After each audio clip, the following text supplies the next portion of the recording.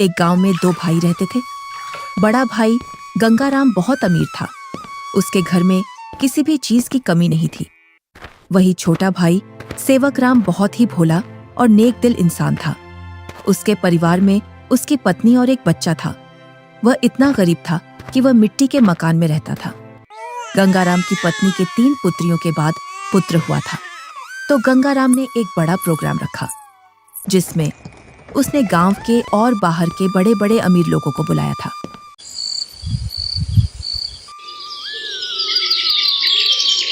सुबह से ही गंगाराम के घर के चारों ओर चहल पहल थी। कहीं पकवान बन रहे थे, तो कहीं बच्चे खेल रहे थे और कहीं मेहमान आ रहे थे। गंगाराम के घर के चारों ओर खुशी का माहौल था। धीरे धीरे चारों ओर के मेहमान आ गए, पर आपके छोटे भैया सेवक कहीं दिखाई नहीं दे रहे हैं। अभी तक आए नहीं। आपने गांव में सबको बुलावा दिया है ना? अरे हाँ, बुलाया है उसको। आता ही होगा अपने बच्चों के साथ। तू यहीं रुक और मेहमानों को देख। मैं अभी आता हूँ व्यवस्था देखकर। इतना कहकर गंगाराम घर से बाहर चला जाता है और गुनगुनाता है, मैं उसको अपने प्रोग्राम में क्यों बुलाऊं? वो कहाँ और मैं कहाँ? मेरे यहाँ एक से बढ़कर एक अमीर मेहमान आ रहे हैं। अगर किसी को पता चल गया कि मेरा भाई इतना गरीब है तो मेरी नाक कट जाएगी। कुछ गांव के लोग सेवकराम के घर के आगे से गंगाराम के प्रोग्राम में जा रहे थे और सेवकराम अपने घर से खेतों पर जाने की तैयारी कर रहा था। जैसे ही वह घर से बाहर निकलता है तो उसको कुछ गांव वाले मिल जाते हैं। अरे सेवकराम, तू अपने भाई के घर नहीं गया? तेरी भाभी के बहुत दिनों बाद लड़का हुआ है। इसी उपलक्ष्य में तेरे भाई ने बहुत बड़ा प्रोग्राम रखा है। तू तो चाचा बन गया है और तू यहाँ, जबकि तुझे तो अपने भाई के घर सबसे पहले पहुँचना था। सेवकराम ये सुनकर दंग रह जाता है। इस बारे में उसे कुछ भी पता नहीं था, पर वह गांव वालों के सामने ऐसे बोलता है जैसे उसे पहले से सब पता है। अरे हाँ भाई, मुझे भी जाना है। बस थोड़ा सा खेतों पर काम बचा है, उसको मैं पूरा करके आता हूँ। जल्दी काम पूरा करके आ भाई। सुना है भाई गंगाराम ने बहुत ही स्वादिष्ट पकवान बनवाए हैं और उसने खाने पर पूरे गांव को बुलाया है। हाँ, ये तो बड़ी ही अच्छी बात है। तुम लोग चलो, मैं आता हूँ। जैसे ही गांव वाले वहां से निकल जाते हैं तो सेवकराम का मुंह उतर जाता है। ये तो बहुत खुशी की बात है, पर इसके बारे में तो मुझे कुछ पता ही नहीं है। चलो, मेरे बड़े भाई के घर पुत्र रत्न तो आया और मैं फिर से चाचा बन गया, पर मुझे इस बारे में कुछ बताया भी नहीं। शायद काम काज ज्यादा है, इसी वजह से मुझे बताना भूल गया होगा, वरना ऐसा हो नहीं सकता कि मेरा भाई मुझे न बुलाए। अरे भाग्यवान, तुमने सुना? तुम्हारी जेठानी के लड़का हुआ है। कुछ गांव वाले इधर से गुजर कर जा रहे थे। क्यों ना अपन भी चलें बड़े भाई के यहाँ? सुना है बहुत ही अच्छे अच्छे पकवान बने हैं वहाँ पर। अरे, ये तो बड़ी खुशी की बात है। आप फिर से चाचा बन गए और मैं चाची, परंतु उन्होंने हमें बुलाया नहीं। बिना बुलाए हम कैसे जा सकते हैं उनके प्रोग्राम में? बिना बुलाए वहाँ जाना सही नहीं होगा। अगर गांव में इस बात का पता चल गया कि हम बिन बुलाए उनके प्रोग्राम में आए हैं तो लोग क्या कहेंगे? बड़े भैया इतना बड़ा प्रोग्राम कर रहे हैं और इतने बड़े प्रोग्राम में पूरे काम की जिम्मेदारी भी उन्हीं पर है। तुम्हें पता है ना उनके पास कितना कामकाज होगा। इसी कामकाज की वजह से हमसे बोलना भूल गए होंगे, और प्रोग्राम वाला आदमी तो कुछ ना कुछ तो भूल ही जाता है। आप लोग चलो ना, मैं अपने ताऊ का घर और अपने छोटे भाई को देख आऊंगा। कैसे चलें बेटा? मन तो मेरा भी बहुत कर रहा है जाने को, पर उन्होंने हमें प्रोग्राम का निमंत्रण भी नहीं दिया और ना ही हमसे बोला। उन्होंने फिर किस मुंह से उनके प्रोग्राम में जाएं? क्या हम अपने छोटे भाई से मिलने नहीं जाएंगे पापा? क्यों नहीं, हम जरूर चलेंगे आपके छोटे भाई से मिलने के लिए। क्यों आप छोटे बच्चे को झूठी तसल्ली दे रहे हो? तुम्हें पता है ना, तुम्हारे बड़े भाई हमें उनके बराबर नहीं समझते हैं, तभी तो उन्होंने हमें प्रोग्राम में नहीं बुलाया है। तुम तो सदा गड़े मुर्दे उखाड़ती हो। ऐसा नहीं है, वो हमको चाहते हैं। वो तो कामकाज की वजह से बुलाना भूल गए हैं। तुम्हें लग रहा है कि भैया तुम्हें बुलाना भूल गए हैं, तो तुम जाओ। बिन बुलाए मैं नहीं जाने वाली कहीं। मैं तो खूब खुश हूँ अपने घर में। आपको जाना है तो जाओ। ठीक है, मैं और मुन्ना चले जाते हैं। तुम्हें नहीं जाना तो मत चलो। आप जा रहे हो तो जाओ, पर उधर से जल्दी लौट कर आना। सेवकराम और उसका बच्चा प्रोग्राम में जाने के लिए तैयार हो जाते हैं। अब तुम प्रोग्राम में जा रहे हो तो बच्चे को देने के लिए कुछ तो ले जाना पड़ेगा। हाँ, बहुत देर से मैं भी यही सोच रहा था, बच्चे के लिए क्या ले जाऊं, और बाजार से ले जाने के लिए मेरे पास पैसे भी नहीं हैं। आप तो ये लकड़ी का झूला ले जाओ जो तुमने मुन्ना के लिए बनाया था। अब मुन्ना के कुछ काम का नहीं है। हाँ, यही ले जाता हूँ, इसमें बच्चा खूब आराम से सोएगा। सेवक राम उस झूले को उठाकर चल देता है और उसके साथ में उसका लड़का भी चल देता है।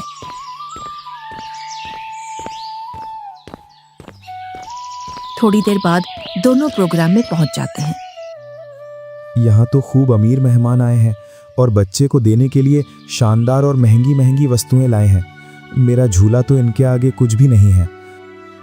सेवक राम मेहमानों पर महंगी महंगी वस्तुएं देखकर अपने झूले की ओर देखता है और मन ही मन में सोचता है, मैं क्यों इस झूले को यहाँ लाया? यहाँ तो एक से बढ़कर एक वस्तुएं हैं बच्चे के लिए। मैं भी क्या सोच रहा हूँ, भला हाथ की बनी चीज और बाजार की चीजों में अंतर होता है। बड़े भैया जरूर मेरे झूले को पसंद करेंगे क्योंकि मेरा झूला सबसे मजबूत है, क्योंकि इसे मैंने अपने हाथों से बनाया है। और सेवक राम निसंकोच होकर मेहमानों के बीच में घूमने लगता है। वह देखता है कि उसके बड़े भैया और भाभी मेहमानों का स्वागत कर रहे थे। तभी गंगाराम की पत्नी की निगाह सेवक राम पर जाती है। तब वह गंगाराम से बोलती है, अरे भैया और मुन्ना तो आ गए, पर देवरानी नहीं दिख रही है। कहाँ आ गए? मुझे तो कहीं दिखाई नहीं दे रहे। वो रहे मेहमानों के बीच में। इधर सेवक राम के पास कुछ मेहमान आ जाते हैं। उसकी वेशभूषा देखकर मेहमान सेवक राम से पूछते हैं, अरे तुम कौन हो और ये कैसी वेशभूषा पहनकर आए हो और ये लकड़ी का झूला लेकर आए हो इस जमाने में? चलो तुम अपना परिचय दो, तुम कौन हो और यहाँ क्या कर रहे हो? इतना सुनकर सेवक राम संकोच में पड़ जाता है और मन ही मन सोचता है, अगर मैं इन्हें ये बताऊं कि मैं गंगाराम का छोटा भाई हूं तो ये लोग क्या सोचेंगे? एक भाई इतना अमीर और एक भाई इतना गरीब कि वो प्रोग्राम में एक जोड़ी कपड़ा भी सही से पहनकर नहीं आ सकता है। इससे अच्छा तो मैं झूठ बोल दूं। मैं गंगाराम जी का मजदूर। अरे तुम इतना क्यों घबरा रहे हो? डरो मत, बेझिझक होकर बोलो। गंगाराम जी का मैं मजदूर मैं छोटा भाई हूं। वह बहुत कोशिश करता है झूठ बोलने की, लेकिन उसके मुंह से सच निकल जाता है। क्या बोल रहे हो?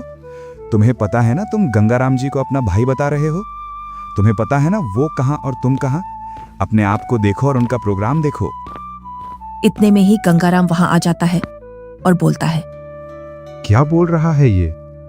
ये तुम्हें अपना भाई बता रहा है कि तुम इसके भाई हो। मेरा भाई होता तो वो इस हालात में रहता। ये तो मेरा हारी है, हारी। इसको मैंने एक दिन प्यार से भाई क्या बोल दिया, मुझे अपना भाई बताने लगा। इतना सुनकर सेवक राम अपना सिर झुका लेता है। आप प्रोग्राम का आनंद लीजिए। चलो मैं और मेहमानों से मिलता हूँ। जी आप मिलिए, हम भी और परिचितों से मिल लेते हैं। चलो तुम यहाँ से बाहर चलो, मुझे तुमसे कुछ बात करनी है। दोनों भाई एकांत में चले जाते हैं। जब तुम्हें पता है मेरे यहाँ एक से बढ़कर एक मेहमान आए हैं, फिर भी तू प्रोग्राम में घुस आया मेरी नाक कटवाने के लिए। और ये क्या लेकर आया है मेरे लड़के के लिए? लकड़ी का झूला। इस झूले में सोएगा मेरा लड़का। मेरा लड़का तो मखमल के झूले में सोएगा। किसमें? मखमल के झूले में। जा यहाँ से, मुझे दिख मत जाना अब इस प्रोग्राम में। अगर कुछ खाना बचेगा तो मैं सुबह भिजवा दूंगा तेरे घर पर। और हाँ, साथ में अपने लड़के को भी ले जाना यहाँ से। मुन्ना की माँ ठीक बोल रही थी कि बिन बुलाए वहां मत जाओ। मेरी ही गलती है जो मैं बिन बुलाए यहाँ आ गया। सेवक राम अपने बच्चे को लेकर अपने घर की ओर चल देता है, बड़े ही उदास मन से। इतने में ही बच्चा बोलता है, पापा, हम छोटे भैया से भी तो नहीं मिले और आप इतनी जल्दी घर चल रहे हो। सेवक राम थोड़ी हिम्मत करके अपने लड़के से बोलता है, बेटा हम शाम को आएंगे। खेतों पर कुछ काम बाकी रह गया था, वो मुझे याद आ गया है। उसे करके मैं आ जाऊंगा। उसके बाद चलेंगे हम तेरे छोटे भाई से मिलने के लिए। दोनों घर पहुंच जाते हैं। मुन्ना घर से बाहर बच्चों के साथ खेलने के लिए चला जाता है।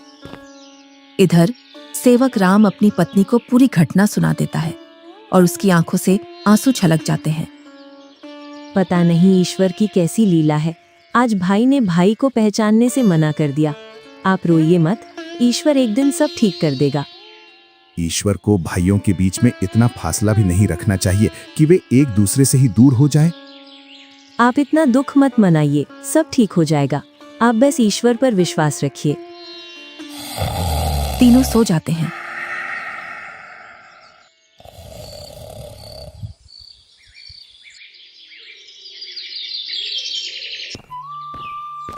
दूसरा दिन गंगाराम के दरवाजे को कोई बजाता है। पता नहीं अब कौन आ गया। कल का इतना थका हारा हूं, फिर भी लोगों को समझ में नहीं आता है और आकर दरवाजा खटखटाने लग जाते हैं। गंगाराम जैसे ही दरवाजा खोलता है तो वह देखता है कि सामने एक साधु खड़ा है। क्या है महाराज, क्यों दरवाजे को बजा रहे हो? कुछ नहीं बेटा, बड़े जोरों की भूख लगी है। बस थोड़ा सा खाना मिल जाता तो मेरी भूख मिट जाती। क्या खाना? यहाँ खाना मुफ्त में नहीं मिलता है और ऐसी दोपहर में तुम्हें कहां से खाना ला कर दूं? बेटा, घर में कुछ तो होगा, उसमें से ही कुछ खाने को दे दो जिससे मेरी भूख शांत हो जाए। इतना बड़ा गांव है, तुम्हें मेरा ही घर मिला खाना मांगने के लिए? यहाँ कुछ नहीं है, चले जाओ यहाँ से। इतना कहकर गुस्से में गंगाराम दरवाजा बंद कर लेता है। ईश्वर तुम्हें सदा खुश रखे बेटा। इतना बोलकर साधु वहां से चला जाता है। इधर गंगाराम की पत्नी गंगाराम से पूछती है, कौन आया था दरवाजे पर जो तुम इतने जोर से उस पर चिल्ला रहे थे? कोई नहीं, एक ढोंगी बाबा आया था दरवाजे पर, बोल रहा था खाना खिला दो, तो मैंने उससे मना कर दिया, यहाँ नहीं है खाना। तुम भी पता नहीं अब किस नशे में रहने लगे हो। कल का इतना सारा खाना बचा था, वो वैसे ही फेंकेगा। उसमें से कुछ खाना खिला देते। मैंने ये खाना गरीबों और ढोंगियों के लिए नहीं बनवाया है। ये खाना सिर्फ हम जैसे बड़े लोग ही खा सकते हैं। गंगाराम की पत्नी गुनगुनाते हुए वहां से अपने कमरे में चली जाती है। इनको तो पता नहीं अब किस बात का नशा आने लगा है, सीधे मुंह अब किसी से बात ही नहीं करते हैं। इधर साधु सेवक राम के घर के सामने पहुंच जाता है और बाहर से आवाज लगाता है, अरे घर में कोई है? अरे घर में कोई है? आवाज सुनकर सेवक राम घर में से बाहर निकल आता है। साधु को देखकर बोलता है, जी साधु महाराज, बताइए मैं आपकी क्या सेवा करूं? कुछ नहीं बेटा, बहुत तेज भूख लगी है। कुछ खाने को मिल जाए तो आत्मा तृप्त हो जाएगी मेरी। क्यों नहीं साधु महाराज, आइए आइए, जो कुछ हमारे घर में खाने के लिए मिलेगा हम आपको खिलवा देंगे। दोनों घर के अंदर चले जाते हैं। सेवक राम और साधु जमीन पर बैठ जाते हैं और सेवक राम अपनी पत्नी से बोलता है, अरे भाग्यवान, घर में कुछ हो तो खाने का साधु महाराज को ले आओ। सुबह की कुछ दाल रोटी रखी है और अभी खाना बनाने के लिए घर में कुछ भी नहीं है। अरे बेटी, तुम तो शर्माओ मत, जो घर में खाने का हो वही ले आओ, मैं तो खा लूंगा। सेवक राम की पत्नी जो घर में खाना था उसी खाने को गर्म कर लाती है। लीजिए साधु महाराज, गरीब के घर का खाना, हमारे पास तो खाने में यही है। अरे बेटी, तुम अपना मन इतना उदास मत करो, मैं तो ईश्वर की कृपा से जो मिलता है वही खा लेता हूँ। और तुम दोनों इतना उदास क्यों हो? कोई समस्या है आपके यहाँ? साधु महाराज, खेतों में इतना काम कर रहा हूँ, उतनी ही गरीबी आ रही है। गरीबी कम होने का नाम ही नहीं ले रही है। अब तो स्थिति ऐसी हो गई है, 2 वक्त का खाना भी बड़ी मुश्किल से मिलता है। पता नहीं ईश्वर हमारी कौन सी परीक्षा ले रहा है। ये कोई बीमारी तो है नहीं जिसका मैं आपको सही उपचार बता दूं बेटा। बस ईश्वर पर विश्वास रखो, सब सही हो जाएगा। फिर भी मुझे लगता है तुम मुझे तुम्हारी समस्या सही से बता नहीं रहे हो। इतना सुनकर सेवक राम और सेवक राम की पत्नी साधु महाराज को पूरी बात बता देते हैं कि किस प्रकार गंगाराम ने उनके साथ भेदभाव किया। साधु खाना खा लेता है। पता नहीं आपको हमारे हाथ का खाना कैसा लगा, सही लगा या नहीं? बेटी, तुम अपना मन उदास मत करो। तुम तो अन्नपूर्णा हो और तुम्हारे हाथ का खाना बहुत ही स्वादिष्ट है। इतना सुनकर सेवक राम की पत्नी खुश हो जाती है। तुमने बेटा आज मेरी आत्मा तृप्त कर दी है। अगर तुम आज मुझे भोजन नहीं देते तो पता नहीं आज भूख की वजह से मेरा क्या होता। साधु अपने थैले में हाथ डालता है और उसमें से एक पोटली निकालता है। इसमें क्या है साधु महाराज? ये पोटली बेटा बीजों का भंडार है। तुम जिस भी फसल का बीज चाहोगे वो बीज इस पोटली में से निकलेगा, जिससे तुम्हारी फसल साधारण फसल से 10 गुना ज्यादा निकलेगी। ये तो महाराज आपकी असीम कृपा है। ये मेरी नहीं, ईश्वर की कृपा है बेटा। बस एक बात का ध्यान रखना, इस पोटली के बारे में कभी किसी को मत बताना और इसमें से जो बीज निकले उन्हें बेचना नहीं। अगर तुमने ऐसा किया तो ये पोटली आपके किसी काम की नहीं रहेगी। जी साधु महाराज, मैं कभी ऐसा नहीं करूंगा। और साधु महाराज वहां से चले जाते हैं। साधु महाराज के पैर जैसे ही घर में पड़े तब से घर में शांति का अनुभव हो रहा है। हाँ भाग्यवान, अब ईश्वर की कृपा से सब ठीक हो जाएगा।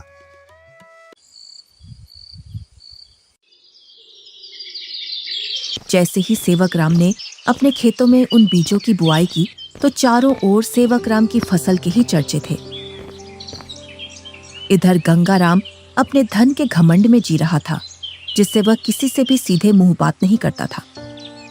इधर सेवक राम की संपत्ति बढ़ रही थी और गंगा राम की घट रही थी, और इसी के साथ गंगा राम के घर में अशांति भी बढ़ रही थी। कुछ ही दिनों में सेवक राम ने गांव में गंगा राम से भी बड़ा मकान बना लिया था और सेवक राम अब अपने घर में खूब खुशी खुशी रह रहा था। पर एक दिन, मालिक, अब मैं आपके यहाँ काम नहीं करूंगा। अब मुझे दूसरे गांव में आपसे ज्यादा जमीन मिल रही है और इससे भी अच्छी उपजाऊ। क्या बोल रहे हो हरिया तुम? तुम्हें पता है मेरे पास कितनी जिम्मेदारियां हैं? तुम चले जाओगे तो मैं अकेला कैसे खेती और घर संभालूंगा, और ऊपर से मैं अकेला आदमी। मुझे जहाँ मुनाफा मिलेगा मैं वहीं काम करूंगा मालिक। अगर मुझे इतनी ही मेहनत में मुझे वहां ज्यादा फसल मिलेगी तो मैं वहीं जाऊंगा। अरे हरिया, मैं भी तो तुम्हें खूब मुनाफा करवाता हूँ। बस तुम इस साल और रुक जाओ, मैं जब तक दूसरा हारी देख लूंगा। मालिक, 2 सालों से तुम मुझे बेवकूफ बना रहे हो। न तो तुम अनाज ज्यादा देते हो और न ही तुम दूसरा हारी रखते हो। मैं तो चला, तुम जानो और तुम्हारी खेती। अरे नहीं, ये तो चला गया। अब मैं क्या करूंगा? कई सालों से मैंने खेतों में काम भी नहीं किया है, जिससे अब मुझसे खेतों में काम भी नहीं होगा। क्यों ना मैं सेवक राम के यहाँ जाऊं? अब तक तो उसने उसकी सारी जमीन बेच दी होगी, क्योंकि हालात तो वैसे भी खराब चल रहे थे उसके। वो जरूर मेरे खेतों पर काम कर लेगा। गंगा राम सेवक राम से मिलने के लिए चल देता है।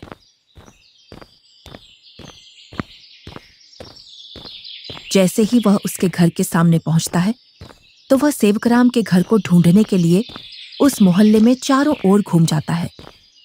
इधर ही थी उसकी झोपड़ी, पता नहीं किधर गई। बहुत देर से ढूंढ रहा हूं, मिल नहीं रही है। तभी वहां से एक गांव का व्यक्ति गुजर कर जा रहा था तो गंगाराम उस व्यक्ति से पूछता है, अरे भैया, सेवक राम की झोपड़ी थी यहाँ, वो कहाँ है? कितने दिनों बाद आ रहे हो भैया इधर? शादी के बाद अब आया हूँ इधर। इसीलिए तो तुम्हें वो झोपड़ी नहीं मिल रही है। अरे भैया, तुम जो सामने मकान देख रहे हो बहुमंजिला, यही घर है सेवक राम का। ये कैसे हो सकता है? 2 साल पहले तो ये गरीब हुआ करता था। हाँ भैया, 2 साल पहले गांव में सबसे गरीब व्यक्ति यही था। पता नहीं भैया, इसने खेतों में कौन सा खाद डाला है जिससे इसकी पैदावार सबसे ज्यादा निकलती है। घर बताने के लिए बहुत बहुत धन्यवाद। और गंगाराम उस घर के अंदर चला जाता है। जैसे ही सेवक राम अपने बड़े भैया को घर के अंदर देखता है तो वह बहुत खुश होता है। अरे मुन्ना की माँ, वो देखो हमारे घर में कौन आया है। बड़े भैया, आओ भैया बैठो। अरे, तुमने इतना शानदार घर कैसे बनाया? तुमने तो पूरा ही नक्शा बदल दिया। बहुत ही शानदार घर बनाया है। कहीं तुमने चोरी चपाटी करके तो ये घर नहीं बनाया? नहीं भैया, मैंने कोई चोरी नहीं की है। ये तो मैंने अपनी मेहनत से बनाया है। ऐसी मेहनत तो तू पहले भी करता था, पर पहले तो तूने ऐसा मकान बनाया ही नहीं। भैया, आपसे क्या छुपाना, जब आपका प्रोग्राम था उसके एक दिन बाद हमारे घर पर एक साधु आया था। उसको हमने पेट भर खाना खिलाया था। आज उनके आशीर्वाद की वजह से ये सब है हमारे पास। इतना सुनकर गंगाराम का सिर घूम जाता है और उसकी आंखों तले सब सीन आ जाता है कि किस प्रकार उसने उस साधु को भगाया था। वो साधु तो सबसे पहले मेरे घर आया था, इसका मतलब ये सारा धन मेरा हुआ। क्या बोल रहे हो भैया? ये तो मैंने अपनी मेहनत से खड़ा किया है, ना कि जादू से। ये सब तुझे साधु के आने बाद ही मिला है ना? तो इस गांव में सबसे पहले साधु मेरे घर आया था। अगर मैं उसे खाना खिला देता तो ये सारी संपत्ति मेरी होती। इसका मतलब तूने मेरे अधिकार की संपत्ति छीनी है। ये तो मुझ पर गलत इल्जाम लगा रहे हो भैया। मैं उस साधु को ढूंढ कर लाता हूं और साधु से तेरे सामने बुलवाता हूं कि इस संपत्ति पर किसका हक है। और गुस्से में गंगाराम वहां से निकल जाता है। कई दिनों तक वह उस साधु को खोजता है। बड़ी मुश्किल से एक जंगल में तपस्या करते हुए वह साधु मिल जाता है। साधु महाराज प्रणाम। कौन हो बेटा जो तुम मेरी तपस्या में व्यवधान डाल रहे हो? मैं गंगाराम हूं। आज से 2 वर्ष पूर्व तुम मेरे घर आए थे खाना खाने के लिए, जब तुम्हें जोरों की भूख लग रही थी। तुम तो वही हो ना जिसने खाना देने से मना कर दिया था? हाँ, पर उस संपत्ति पर पहला हक मेरा बनता है जो तुम मेरे भाई को देकर आए हो, क्योंकि तुम खाना मांगने सबसे पहले मेरे घर आए थे। कौन सी संपत्ति? मैंने तो उसे सिर्फ आशीर्वाद दिया था, क्योंकि उसने बड़े ही सम्मान के साथ खाना खिलाया था, और वो धन तो उसकी मेहनत और ईमानदारी का फल है। इतना सुनकर गंगाराम गुस्से में साधु से बोलता है, साधु, तुम मेरे साथ अन्याय कर रहे हो, क्योंकि उसकी संपत्ति पर पहला अधिकार मेरा है, क्योंकि तुम सबसे पहले मेरे द्वार पर आए थे। अगर तुम मुझे ये पहले ही बता देते कि मैं तुझे और भी अमीर बना दूंगा, तो मैं तुम्हें उससे भी अच्छा भोजन कराता। उसने क्या खिलाया होगा आपको? सूखी रोटी? गंगाराम साधु से बहुत वाद विवाद करता है और गुस्से में साधु से बोलता है, जिससे साधु को क्रोध आ जाता है। बालक, तुमने मेरी सब्र की सीमा खत्म कर दी है। तुम मेरे श्राप से अब बच नहीं सकते हो। इतना सुनकर गंगाराम के होश उड़ जाते हैं। इतने में ही सेवक राम और गंगाराम की पत्नी आ जाती है। क्षमा कीजिए साधु महाराज, क्षमा कीजिए। अरे बेटी, तुम क्यों माफी मांग रही हो? मेरे पति थोड़े उग्र हैं, उनको पता नहीं है किससे कैसे बात करना है। इतना सुनकर गंगाराम भी माफी मांग लेता है। गंगाराम, अभी तक तुम्हारा जो घर चल रहा था वो तुम्हारी पत्नी के निर्मल भाव की वजह से चल रहा था। अब तुम अपने लालच को छोड़ दो और दोनों भाई साथ साथ रहो, क्योंकि तुम्हारा छोटा भाई बहुत ही ईमानदार है। जी साधु महाराज। तुम्हें कैसे पता चला मैं यहाँ हूँ? आप जिस दिन साधु महाराज की खोज में निकले, उसी दिन भैया मेरे पास पहुँच गए थे और उन्होंने आपके बारे में मुझे सब बता दिया था। भाई हो तो तेरे जैसा, मेरे जैसा भाई किसी को भी नहीं मिले।